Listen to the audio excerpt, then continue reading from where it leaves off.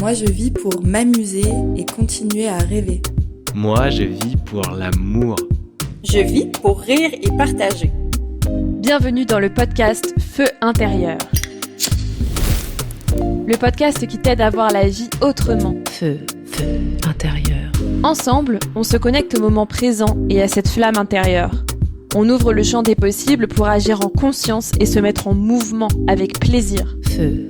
Je m'appelle Julie et j'aide les personnes à être bien dans leur tête, dans leur corps et dans leur cœur pour se créer une vie plus alignée et plus vivante que jamais. Intérieur.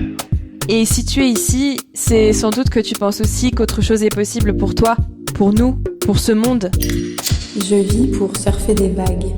Équilibre de vie, nouveaux métiers, nouvelles organisations, rapport au corps, au sport, trouver sa place, sortir de sa zone de confort, aller au-delà de la peur. Je balaye ici toutes les thématiques qui m'accompagnent pour oser faire mes propres choix chaque jour et ainsi entreprendre ma vie. Moi, je vis pour ressentir de la joie. Dans ce podcast, on parle vrai, on met parfois les deux pieds dans le plat et c'est pas grave parce que ça fait du bien et qu'on est ensemble sur ce chemin. Feu.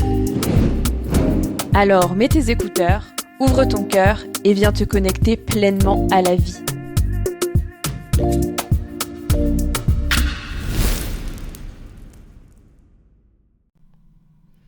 Bonjour tout le monde. Alors on se retrouve aujourd'hui pour un épisode solo où je vais vous parler, comme d'habitude, d'apprentissage lié à des expériences récentes. Vous savez très bien que je fonctionne comme ça. Je vis et ensuite je transmets. Et en ce moment, le thème qui m'anime, c'est vraiment comment l'amour te permet de tout traverser dans la vie. Et au moment où j'enregistre cet épisode, je me dis que le titre que je vais mettre à cet épisode sera sûrement « Là où l'amour est absent, la peur s'incruste ».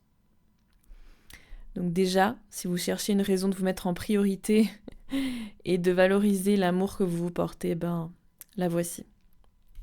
Alors pourquoi je vous parle de ça aujourd'hui ? C'est parce que en ce moment, depuis plusieurs semaines, j'expérimente une période qui me demande du courage. Vraiment beaucoup de courage et de faire face en fait à mes plus grandes peurs. Et quand je dis mes plus grandes peurs, c'est un peu comme ce monstre caché dans un placard bien verrouillé pour s'assurer qu'il ne sorte pas. Je ne sais pas si vous avez vu le film Vice Versa 2, je conseille si ce n'est pas le cas, mais il y a comme ça un moment donné où on voit un monstre dans la tête de la jeune fille et il est dans le coffre-fort du mental, je crois. Et c'est un peu ça. Voilà, mes monstres. Je les visualise comme ça. Ce dont je vous parle là, sans rentrer trop dans le détail, parce que très honnêtement, ça sert pas à grand-chose pour cet épisode. J'en parlerai très certainement plus tard. En fait, ça concerne la cassure d'un tabou familial et ça concerne aussi mes finances, avec lesquelles je me suis retrouvée dans une situation très délicate pour moi. Comme je disais, sans détailler, vous comprenez bien que les émotions qui sont associées à ça sont entre autres la honte, la culpabilité. Et tout ça, ça date pas d'hier en plus, parce que ce que je vous présente là n'est que la conséquence de tout ce que j'ai évité de ressentir ou de faire face jusqu'à ce jour. Et je vous partage ça parce que il y a des moments où on se rend compte dans notre vie qu'on a mis des choses de côté pour pas y penser. Et puis, il y a toujours un moment dans la vie où ce qui est caché doit être révélé. Et ça, je l'ai connu, moi, plusieurs fois, de manière plus ou moins violente, on va dire. Et quand j'ai réfléchi à la trame de cet épisode, je me suis souvenue de ce moment où j'avais découvert, il y a quelques années, que mon mec de l'époque était sur Adopte un mec et qu'il avait 50 histoires à côté de la nôtre. Et moi, je me doutais, en fait. Je me doutais qu'il y avait un truc. Il y a eu des signes, il y a eu des intuitions.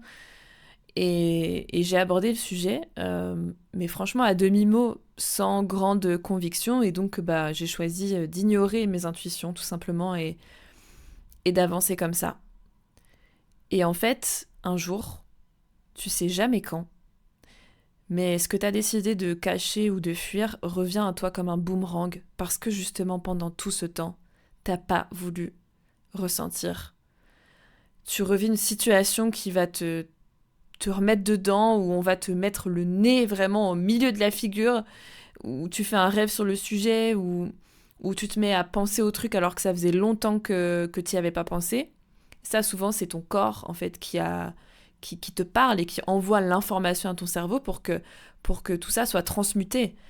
Et à propos de ce mot transmuté, c'est marrant, j'ai regardé les synonymes dans le dictionnaire et un des synonymes, c'est converti ou métamorphosé, mais en fait, je préfère la définition en chimie de ce mot. En chimie, transmuter, c'est transformer un métal en un autre plus précieux, et en particulier en or. Et avec le recul, tout ça, je le vois vraiment comme si la vie venait me dire « Fais face à tes peurs ». Et en faisant face à tes peurs, retourne à l'amour. Et j'ai l'impression que c'est ça, juste la vie. C'est de jongler sans arrêt entre peur, amour, faire face aux peurs, revenir à l'amour. Mais qu'est-ce que ça veut dire vraiment ? Revenir à l'amour, retourner à l'amour. Je me suis posé cette question récemment et pour moi, c'est vraiment revenir à notre essence. Parce qu'en fait, à la base, on est amour. Je voyais encore une vidéo l'autre fois d'une expérimentation dans laquelle on mettait des bébés dans une salle avec des serpents apprivoisés, hein, et des serpents qui se baladent comme ça dans la salle avec les bébés assis par terre. Et les parents, eux, étaient derrière la vitre. Et les parents, ils étaient en PLS, soit par peur que le serpent fasse du mal à leur enfant, ou soit parce qu'ils trouvaient ça répugnant. Et en fait, les bébés, eux, ne sachant pas le danger que ça peut être un serpent, et je pense même qu'ils n'ont aucun avis sur la beauté ou non de cet animal d'ailleurs, eux, ils sont pas du tout comme leurs parents en PLS. Eux, ils sont en mode bisous, câlin, ils rigolent parce que le truc, il les touche et il passe devant eux en gigotant. Enfin, il y a vraiment aucune crainte ou jugement de leur part. Et j'ai trouvé ça hyper parlant. Parce qu'à la base, encore une fois, on est amour et on développe des peurs. Alors, je ne vais pas épiloguer dans cet épisode sur comment on arrive à développer des peurs, le système de survie et tout ça, parce que pour être complète, il faudrait tout simplement que je fasse tout un épisode là-dessus. Mais je veux juste vous témoigner à travers cet épisode à quel point être dans la peur, fermer votre cœur, détruit notre paix intérieure et nous transforme dans des personnes que nous ne sommes pas vraiment. Vous vous êtes peut-être déjà dit dans une expérience de vie, je me reconnais plus. Ou alors après une rupture, qu'elle soit professionnelle ou personnelle, j'ai la sensation de me retrouver, de cette sensation de vivre à nouveau. C'est ça en fait, revenir à l'amour. Et quand je dis que la peur nous transforme dans des personnes que nous ne sommes pas vraiment, en fait c'est pas tout à fait juste. C'est plutôt que ce que je pense, et je vous partage ma vérité encore une fois ici, c'est que nous sommes complets. Et avec plein de parts en nous, et que selon les situations qu'on rencontre, il y a telle ou telle part qui va s'exprimer. Et parfois, l'énergie de peur fait ressortir une part qu'on n'avait pas vue arriver, et bien souvent on se demande c'est qui celle-là ? Et il se peut qu'on s'identifie à elle et qu'on pense que cette part c'est nous, mais non, en fait c'est juste une part de nous et on est fait de plein de parts différentes. Et par exemple, par rapport aux situations dont je vous parlais me concernant, pour moi j'ai observé là récemment, vraiment j'avais des pensées dévalorisantes à mon égard. Et c'était clairement ma part critique, la juge, intransigeante, qui demandait à s'exprimer. Je me suis sentie nulle, je me suis sentie honteuse, je me suis sentie ingrate de la vie, C'est dur ce que je dis, mais c'est vrai. Je me suis sentie bien évidemment imparfaite. Je me suis sentie pas assez. Je me suis sentie ridicule dans mon optimisme. Voilà. Et je vous en passe. Et ça faisait super longtemps que j'avais pas eu des pensées comme ça, mises en lumière dans ma conscience, en fait, je veux dire. Mais en fait, je suis persuadée que les expériences que j'ai vécues, elles les ont fait sortir, ces pensées-là, fait sortir de mon inconscient. Parce qu'en fait, ces pensées, elles existaient, mais je les mettais sous cloche. Et là, pour le coup, face aux situations que j'ai expérimentées, je me les suis prises en pleine face. Pourquoi ? Pour pouvoir les transmuter. Et me redonner beaucoup d'amour, tout simplement. Me les faire accepter oui, il y a cette part de moi qui existe en fait. Oui, j'ai cette part jugeante de moi-même et des autres. Et oui, j'ai ces émotions qui demandent à s'exprimer parce que sans doute tout ce temps, elles étaient là. Et tant que je ne refaisais pas face à une situation qui me permettait de les exprimer, en fait, je les enfouissais. Et ces dernières semaines, j'ai beaucoup pleuré, un peu tous les jours, pendant une bonne dizaine de jours. Et c'est ok, en fait. Comme la rupture amoureuse dont je vous parlais d'il y a quelques années, où, ouais, t'es down, enfin... Et t'as besoin de nettoyer ce qui se passe à l'intérieur, t'as besoin de vider ton seau d'eau, ton seau de larmes. Et j'ai fait ça et je me suis laissée complètement aller, complètement submergée parfois. Et parfois j'ai écrit aussi, j'ai posé des mots dans mon carnet, parfois pas. J'ai été en montagne, crié. J'ai vécu mon anniversaire aussi il y a pas longtemps, là, dans cette même période. Et j'ai reçu beaucoup d'amour. Et en même temps, j'ai tenu au courant mes proches de ma situation émotionnelle. Voilà, en disant, je traverse en ce moment. Je suis dans une traversée de tunnel. Et il se peut que je sois absente du moment parfois. Ou que je me mette à pleurer. Mais c'est pas grave. Voilà, je préviens et c'est tout à fait normal pour moi. Et voilà, et j'ai lâché prise en fait. Et je sais, et je vous partage tout ça parce que je sais que quand on est dans ce tunnel, on se dit qu'on va jamais en sortir. Et moi, je suis là pour vous dire que la sortie, elle se révèle quand on commence à remettre de l'amour dans notre coupe. Juste être. Et laisser revenir petit à petit la part aimante, je dirais, de nous-mêmes. C'est exactement comme ça qu'un matin, alors que j'entendais encore la part critique me dire que j'étais qu'une merde, j'ai commencé à entendre une autre part de moi s'exprimer. Et elle m'a dit, meuf, si t'avais un enfant qui te ramenait une mauvaise note, tu lui dirais quoi ? C'est fini, je t'aime plus ? Allez, reviens me voir quand t'auras 20 sur 20 ?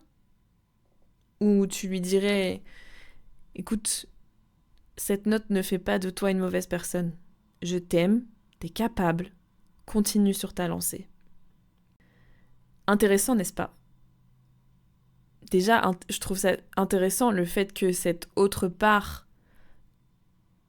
arrive après plusieurs jours d'acceptation de ma part jugeante et des ressentis associés. Et je trouve ça aussi super intéressant ce qu'elle m'a dit en tant que telle. Donc, déjà, maintenant, vous pouvez vous poser cette question. Quel scénario vous décidez d'écouter ? Et ce que je vous raconte là, ça m'amène à un second message que je souhaite passer ici. C'est à quel point, dans nos vies, on fait dépendre notre valeur personnelle des choses extérieures. Comme dans mon exemple là, avec les notes à l'école. En fait, je trouve que dans notre culture occidentale, bien souvent, on nous apprend que c'est notre job, en tant qu'adulte responsable, d'être actif. C'est-à-dire qu'il faut faire les choses. Il faut aller chercher le taf, il faut prendre le contrôle de nos vies, prendre le taureau par les cornes, ce qui nous amène à penser qu'on est puissant grâce à ce qu'on accomplit, plutôt que grâce à qui nous sommes. Mais du coup, ça nous amène aussi à penser qu'on est insignifiant quand on produit rien, quand on n'avance pas sur un projet, quand nous ne sommes pas en train de travailler, de faire des choses, lorsqu'il n'y a pas assez d'argent, selon nous, lorsqu'on est célibataire peut-être, lorsqu'on a 33 ans et pas d'enfant. Et alors on vit comme ça, dans cette énergie de manque, où quand on accomplit, tout va bien dans le meilleur des mondes. Quand il y a de l'argent, quand il y a des résultats, il y a de la reconnaissance d'autrui, il y a du succès, ça marche. On a la sensation d'être une meilleure personne. Notre petit ego, il est bien nourri. Mais qu'est-ce qui se passe quand on n'accomplit pas ? Qu'est-ce qui se passe quand on se trompe ? Quand ça prend plus de temps, que ça ne correspond pas à ce qu'on avait prévu dans nos têtes ? Quand on tombe ? Qui on est à ce moment-là ? Si à ce moment-là, ce qui se passe, c'est la remise en question profonde de notre être, la course aux pensées dévalorisantes de soi-même, le moral à zéro, voire l'enfermement, les « je ne mérite pas, je suis une merde », vous savez, la queen de la culpabilité qui revient, c'est probablement cette énergie de manque qui est là. Et on se dit, mais merde, qu'est-il advenu de la personne qui kiffait sa vie là, hier et qui se sentait épanouie ? Pourquoi est-ce que je ressens ça ? Eh peut-être parce que, comme moi, comme j'ai pu le faire, t'as relié ta valeur personnelle à un résultat. T'as peut-être relié ta valeur personnelle à ton compte en banque. Et ce que je veux vous dire là, c'est que s'aimer inconditionnellement, c'est être capable de se dire que peu importe le résultat de mes actes, tout comme l'exemple de la note, je reste capable, je reste puissante et je reste digne d'amour. Il n'y a pas de « c'est la faute d'eux »,« c'est à cause d'eux »,« j'ai pas eu le temps me fait défaut ». Non, la faute du temps, la faute de l'argent, le temps et l'argent n'existent pas, d'accord ? C'est des concepts, voilà. Non. Fais face à tes peurs. Observe-les, ressens-les, laisse-les retirer cette couche d'ego, de protection. Comme on retire, j'ai cette image-là, une bande de cire sur une zone bien poilue, et là tu redeviens vulnérable, et là tu reviens dans ton humilité, et t'acceptes en fait. T'es obligé d'accepter. J'accepte toutes les parts de moi. Je suis celle qui s'est plantée financièrement. Je suis cette personne qui a vécu une agression et qui en a pas parlé pendant des années. Je suis celle qui a choisi de croire son mec à un moment donné plutôt que sa propre intuition. Je suis celle qui a manipulé. Je suis celle qui a trahi et qui s'est trahi soi-même. Je suis celle qui profite de l'énergie et de l'argent qu'on lui donne ou qu'on lui offre. Et je suis aussi celle qui sait compter, qui est capable de créer, qui fait profiter les autres de qui elle est, qui donne généreusement de son temps et de son énergie, qui aime intensément. Je suis tout ça. Et je terminerai cet épisode en disant que le truc le plus fou dans cette introspection, c'est que c'était même pas les monstres qui m'effrayaient finalement. C'était toutes les émotions liées au fait de ressortir ces monstres. Alors aujourd'hui, si je peux vous inviter à faire un truc, c'est à revenir dans votre cœur. L'amour, c'est ça en fait. L'amour, ça reconnecte à son cœur et avec lui, au courage, qui permet de transmuter cette honte, cette rancœur, cette culpabilité. Parce que quand tu restes dans tes peurs, tu résistes à ton essence, et donc à ta propre vie. Quand tu décides de nourrir cet amour sans condition de ton être, tu t'ouvres les portes de ce que tu appelais l'impossible. Comme si la vie disait « Bon, on peut y aller maintenant ?» Feu intérieur.